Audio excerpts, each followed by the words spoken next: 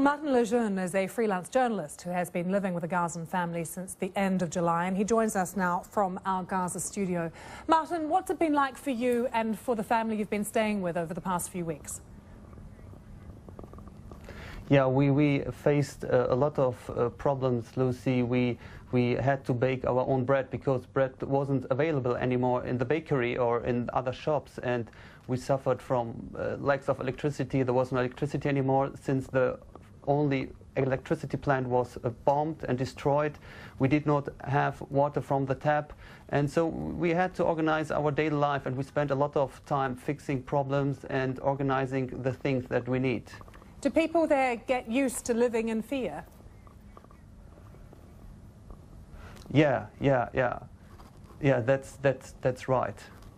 The family that you were staying with, what are their political leanings? I mean, did they think that the Hamas rockets going into Israel were a good or a bad thing?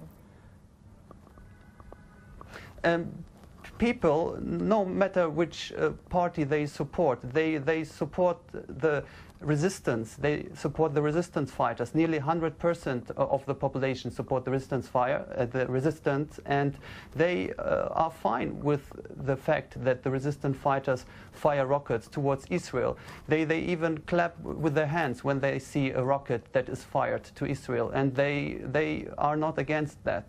Do they support Hamas politically, though, or do they think that Fatah and their leadership is the way forward?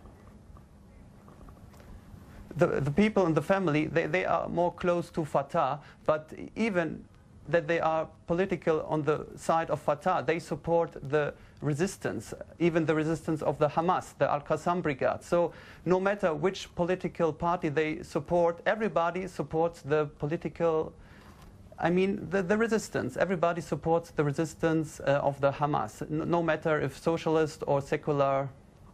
Martin, there is so much to be done, of course, in Gaza after all the destruction. Do people there think that it's the responsibility of the Palestinian Authority to look after them, or are they looking to the international community? People in Gaza really lost their... They do not trust anymore the Palestinian Authority. They really want the support and the help by the international community, and they want that the leaders, the prime ministers of the Western countries condemn the blockade, and that they condemn the aggression against Gaza by the Israeli forces. Martin, you're a young man. There are so many young people in Gaza as well. The population, of course, is incredibly young. What do young men do with their time at the moment? The young people, they are really frustrated because they feel that they do not have a future, that they do not have a perspective. They want to go abroad, they want to study abroad, maybe in London.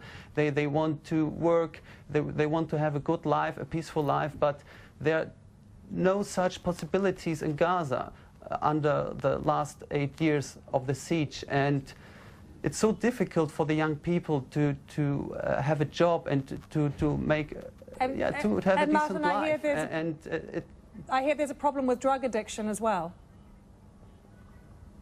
Yeah, there is definitely some drug addiction because people are so frustrated, and there is a lot of abuse of drugs, and it's due to the bad situation of the people, because there are not a lot of options for the people, not a lot of things to do for the people. That's why some of them abuse drugs. Martin, thanks very much for joining us from Gaza and just shedding some light into what life is like in Gaza, and it has been like over the past few weeks with the conflict against Israel. Well, for all the latest news on what is happening in Cairo right now, those negotiations are underway, of course.